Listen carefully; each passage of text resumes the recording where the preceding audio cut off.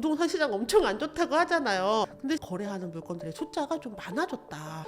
매우 만족스러웠겠다. 절대 낙찰받을 수 없는 가격이죠. 어쩌면 대박일 수도 있다. 과감하게 낙찰을 받으신 거죠. 방법이 없었던 거예요. 혼자 독박 썼다. 몹시 아쉽습니다. 법원에 사람 진짜 많다 그랬잖아요. 지금 입찰하는 타이밍이 진짜 답답하죠. 내가 지금 이렇게 재산상의 손실이 있고 억울한 상황에서 참 안타깝습니다.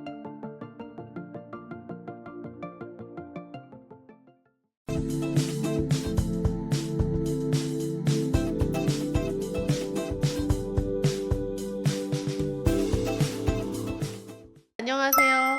나는 돈이 없어도 경매를 한다의 저자 이현정입니다. 이번 주 경매 물건도 가지고 왔습니다. 지난주에 매력적인 경매 물건이 많이 있었나요? 여전히 물건이 많긴 한데요.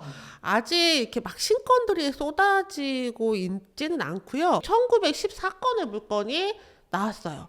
그리고 이 중에서 매각된 물건들이요.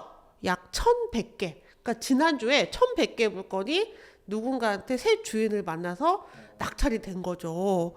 근데 여기 보시면 변경도 많고요. 변경이 한 540건 정도 돼요. 그리고 취하된 것도 169건이나 돼요. 이게 무슨 뜻이냐면 변경이 되고 취하가 됐다. 변경된 건 지금 경매를 진행하지 않고 조금 이후에 진행을 하거나 아니면 아예 취하될 수도 있는 거죠. 그래서 채권자가 매각 기일을 연기해 주세요 라고 이렇게 신청했을 때 혹은 다른 분들이 이해관계인들이 조금 더 나중에 지금 말고 나중에 다시 해주세요 라고 한 건데요. 이게 이제 취하로 갈 가능성도 높거든요. 근데 취하된 물건들을 보면 경매를 통하지 않고 그냥 일반 매매로 거래가 됐을 만한 물건들도 많이 보여요. 그래서 부동산 시장 엄청 안 좋다고 하잖아요. 근데 실제 현장에서는 이렇게 괜찮은 물건이 경매로 나오면 얘를 취하시키고 일반 매매로 거래하는 물건들의 숫자가 좀 많아졌다. 그래서 총 540건이 변경이 되고 170여 건이 취하가 됐다는 건 매각된 금액이 1100건이니까 한 절반 정도가 진행을 하지 않은 거예요. 그리고 이번 주에 단독으로 낙찰된 물건들을 좀 살펴볼 건데요. 먼저 이제 아파트 물건을 전체적으로 검색을 해볼게요. 여기 보시면 취하도 있고 매각도 있고 되게 많이 나오죠. 여기도 또 100% 넘게 낙찰된 물건들도 또 계속 보여요. 단독 낙찰이라는 건 혼자 들어가서 낙찰 받은 거거든요. 단독 낙찰이면 무조건 좋은 건가요? 이게 이 물건의 가치를 제대로 알아본 사람일 수도 있고요.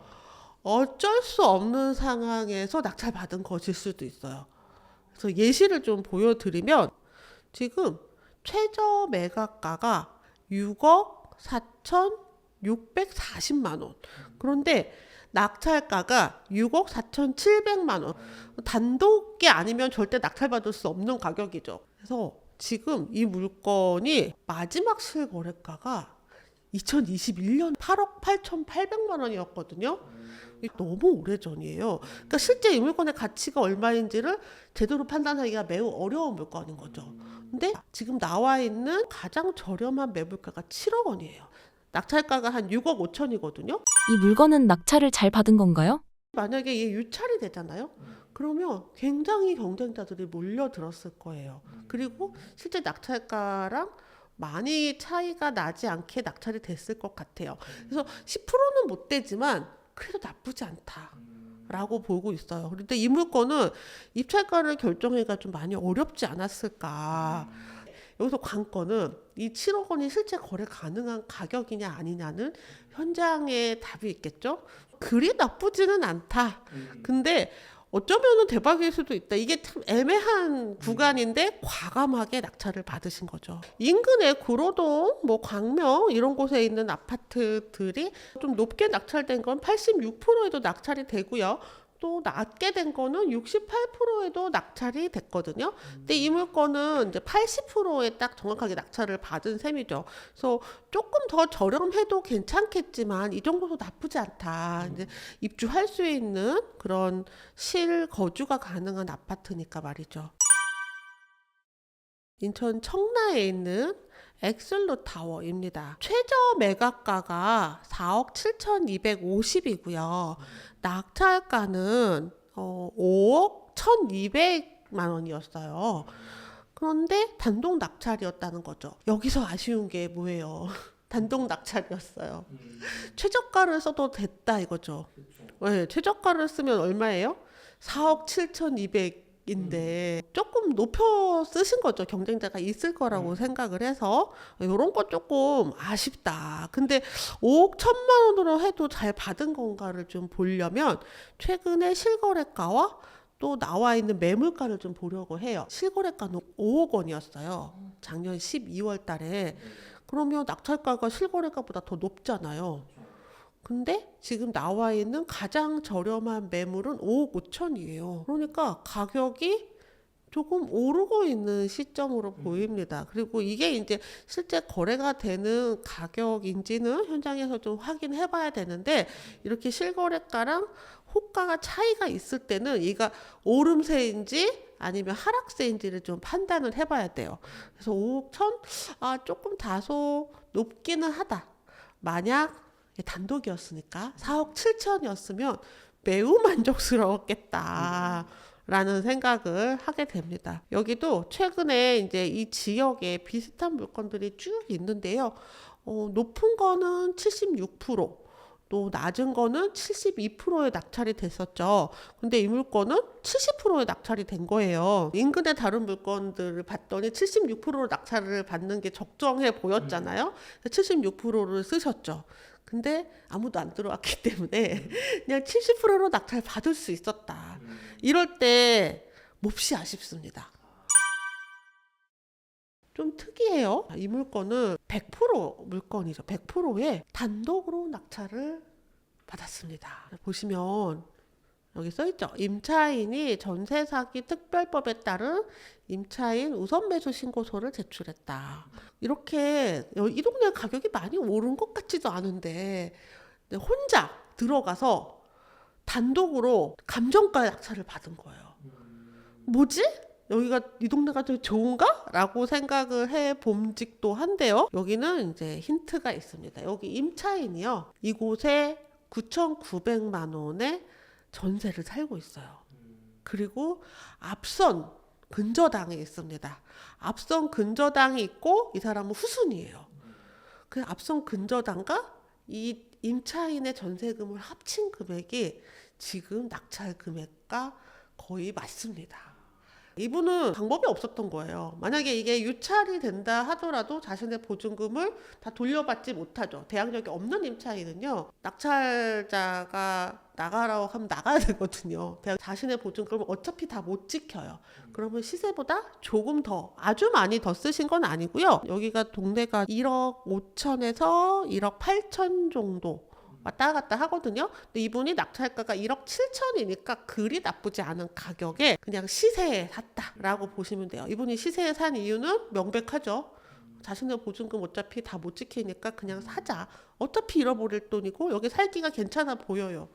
그래서 이렇게 단독 낙찰을 받으셨습니다. 이런 임차인들도 많이 계시죠. 그래서 전세 사기 사건뿐만이 아니라 이제 역전세 사기가 아니었는데 집값이 떨어져서 보증금을 다 못 받는 분들도 계시잖아요. 근데 이분들은 선택을 해야 되죠. 내가 이곳에서 살면서 그냥 내가 이 집을 낙찰 받을 것인가, 아니면 그냥 보증금을 일부 포기하고 말 것인가, 혹은 그냥 여기서 참고 살면서 집값이 오르길 기다릴 것인가. 근데 여기는 지금 경매 넣은 사람이 임차인이 아니에요. 자기 맘대로 여기 머물 수도 없는 상황인 거죠. 그러니 선택을 할 수밖에 없었겠죠. 내 보증금을 날리고 이사를 갈 것인가, 내가 살 것인가. 49%까지 유찰이 됐다가 결국은 이분이 64%의 낙찰을 받았거든요. 역시 임차인이 낙찰을 받은 물건입니다. 1억 2천에 낙찰을 받았어요.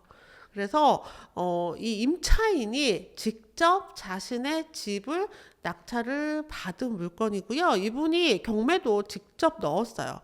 내 집을 경매에 넣었는데 계속 유찰이 되는 거죠. 나는 이제 1억 3천의 보증금을 받아가야 되는데 이 집이 계속 유찰이 되니까 그냥 본인 스스로 낙찰을 받아서 상계 처리를 했습니다. 상계 처리라는 건 내 보증금을 받아야 되잖아요. 채권 상계 신청서를 제출을 했다라는 건 임차인이 낙찰받았다라는 뜻이에요. 낙찰을 받고 내가 잔금을 내는 대신에 받아야 할 보증금으로 퉁친다. 난 보증금 받아야 되고 잔금 납부를 해야 되는데 그냥 둘 다 같은 가격으로 퉁친다. 라고 보시면 돼요. 임차인이 역시 낙찰을 받아서 집주인이 된 케이스죠. 그래서 이 금액도 경매 집행 비용이랑 뭐 이런 거 다 감안하셔서 1억 2천을 쓰신 것 같은데요. 이때는 금액을 1억 3천을 받아야 되는 상황이니까 조금 더 최대한 쓰셔도 괜찮습니다. 나중에 양도세 계산할 때 취득가액이 높을수록 양도세 차익이 줄어들잖아요. 그래서 가능한 쓸 수 있는 만큼 높여 쓰는 게 오히려 임차인한테 낫다라는 거예요. 지난주에 아파트 낙찰된 물건들 중에서 유독 단독 낙찰된 사례들만 지금 모아서 좀 알려드렸어요. 그래서 단독으로 들어갔으면 혼자 독박 썼다 라고 생각할 것이 아니라 이 사람은 왜 들어갔을까 한번 보시고요. 그리고 지금은 법원에 사람 진짜 많다 그랬잖아요. 그리고 시세와 감정가 사이에 차이도 막 생기고 하는 타이밍이거든요. 그러니까 어쩌면은 내가 단독으로 지금 입찰하는 게 좋은 타이밍이 아닐까라는 생각을 한번 해보시면서 적절한 타이밍을 놓치지 않는 그런 낙찰을 받으시길 바래요. 시청자 사연입니다. 여러 번 유찰된 물건을 낙찰받았습니다. 소유주는 감정가보다 시세가 낮다는 이유로 항소를 하였습니다. 그래서 물건이 기각되고 아무 대처도 못하고 있습니다. 이럴 때 어떻게 하면 좋을까요? 이해관계인들은요, 낙찰이 된 이후에도 허가 결정 나기 전에 여기에 대해서 이의를 제기할 수가 있거든요. 허가 자체가 안 되고 허가 난 이후라고 하더라도 허가가 취소가 되고 그리고 다시 경매계에서 결정할 때까지 마냥 기다리는 수가 있어요. 그러면 진짜 답답하죠. 특히 이사를 가야 하는 임차인들 낙찰 받았는데 이러다가 보증금만 반환되고 끝내는 경우들도 있어요.